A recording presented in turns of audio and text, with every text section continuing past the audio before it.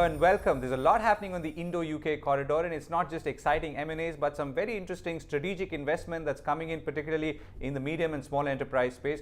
Who better to discuss this with Richard Held, CEO of UKIBC. Richard, thank you very much for speaking with us.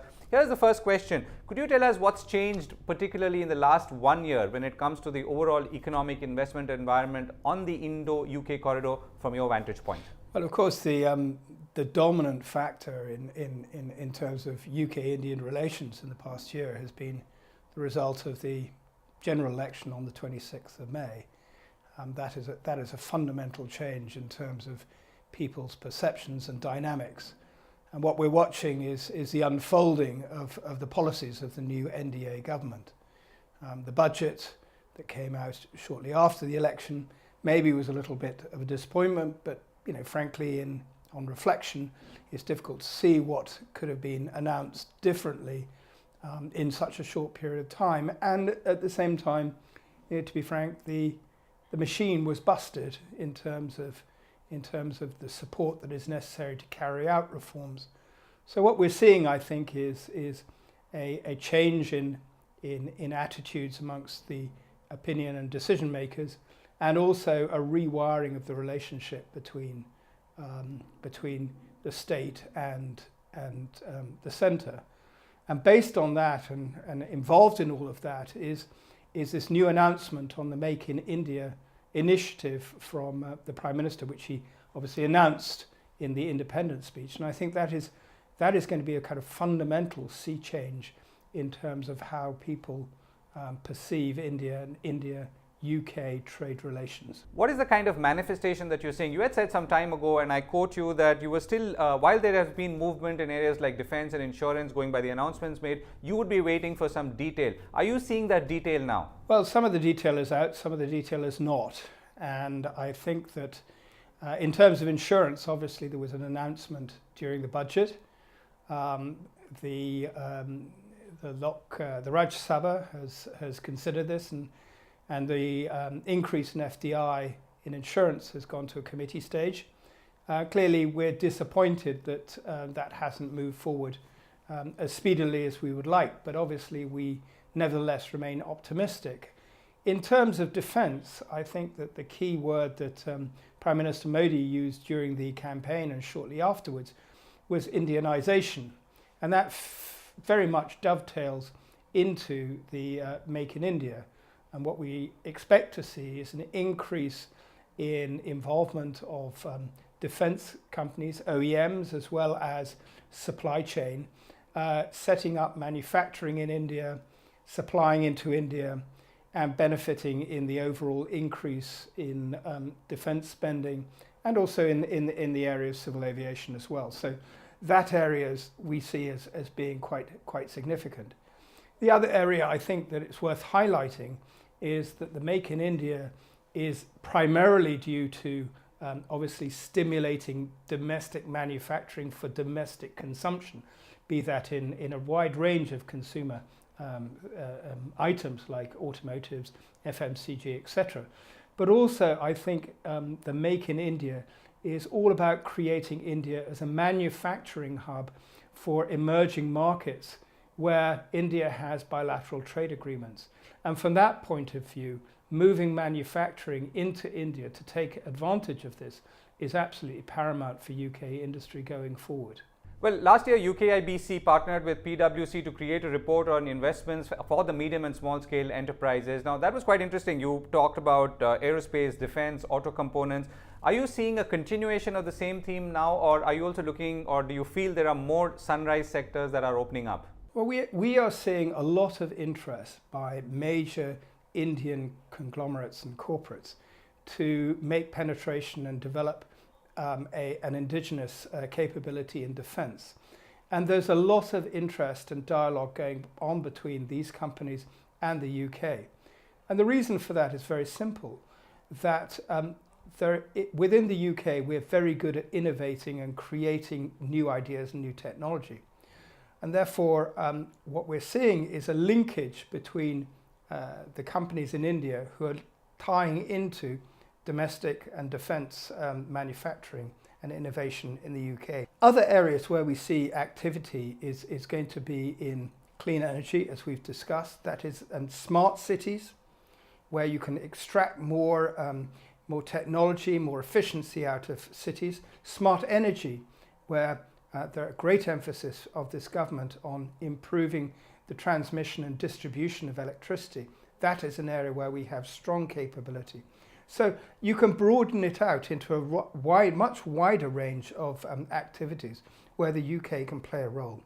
Well, you've been an investment banker in the past and have led many successful cross-border deals. Are you going to see, or do you feel that you will see more such cross-border M&A activity like the kind we saw earlier, perhaps not at the same scale? Or are you now feeling that this is the time for more direct investment into greenfield projects and so on? I think we're looking at both. I think that there will be cross-border M&A. I'm not sure that we're going to see a large number of mega deals that we may have seen in the past. But as I was saying, I think that the key area is what India desperately needs, desperately wants at this present moment, is to secure innovation and technology for all the sectors and manufacturing sectors that they're looking at. So I think we'll see a multiplicity of joint ventures, acquisitions in upstream technology and upstream capability, be it in the UK or US or wherever. Now, a large part of that is going to be driven by the openness of the platform, whether government to government, technology and IT transfer is something that is being encouraged. And at the same time, it's going to be very much driven by the nature of the IP box, as we call it, the regulatory and environment in which technology and IP is actually developed. The IP box, as I term it, is a very integral part. It basically gives developers, researchers, corporates confidence that they can develop technology and intellectual property within a secure, legally secure environment. That means that it encourages people to develop and research. And I think that the UK is very good at that. And as such, it's a natural place for Indian companies to look and find new technology which will improve and make sustainable their businesses in India.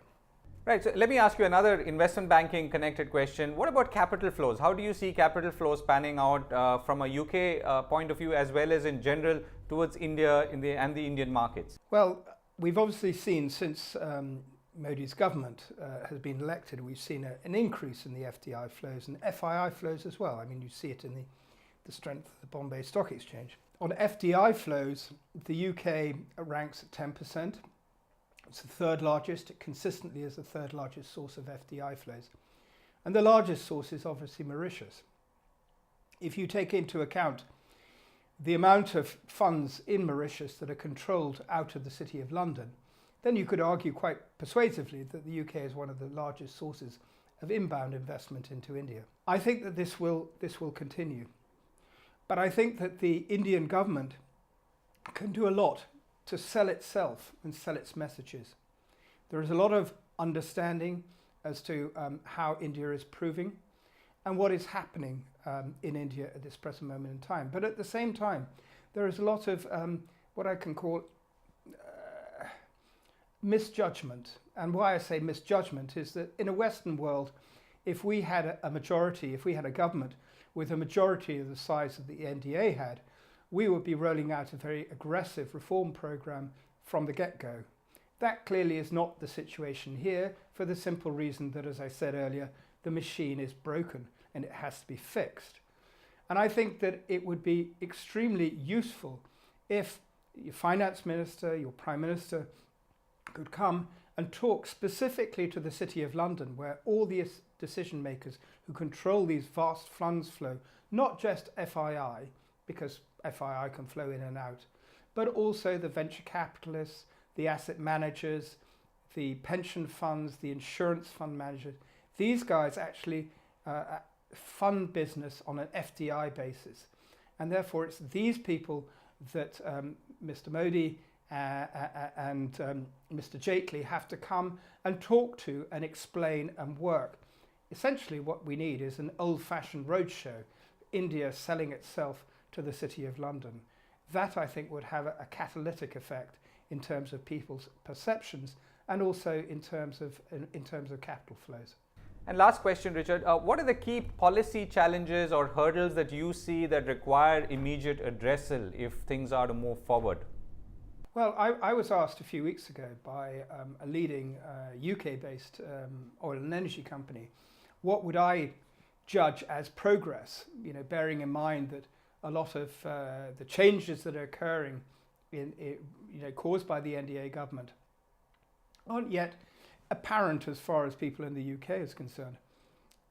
My one comment on that was I'd like to see the introduction of GST. I think that the introduction of GST would indicate a very positive momentum in the economic evolution of India.